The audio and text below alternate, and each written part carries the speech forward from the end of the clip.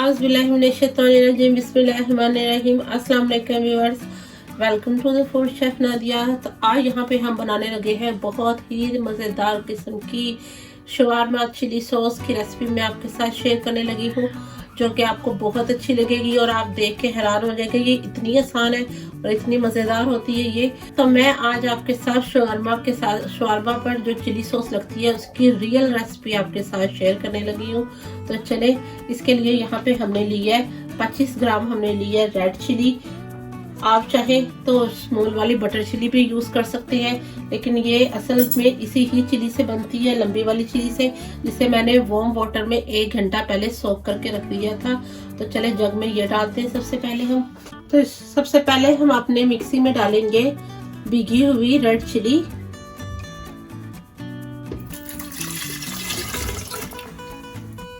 अब हम इसमें डालेंगे 1 टीस्पून नमक। एक हम इसमें डालेंगे जवा लहसुन का। 2 टेबलस्पून इसमें डालेंगे हम ऑयल। 1 टीस्पून इसमें डालेंगे हम कुटा हुआ जीरा। 1 टेबलस्पून इसमें डालेंगे हम सफेद सिरका। अगर आपके पास ना हो तो आप लेमन जूस भी डाल सकते हैं। तो अब हम इन सारी चीजों को मिक्सी में करेंगे ग्राइंड और इसकी फाइनल लुक आपको दिखाती हूँ मैं। तो देखिए व्यूअर्स, यहाँ पे हमने इसको बहुत अच्छी तरह से ग्राइंड कर लिया है। इसका कितना अच्छा टेक्सचर आ रहा है। अब हम इसमें शामिल करेंगे 2 टेबलस्पून योगर्ट और इसको अच्छी तरह से ग्राइंड कर लेंगे।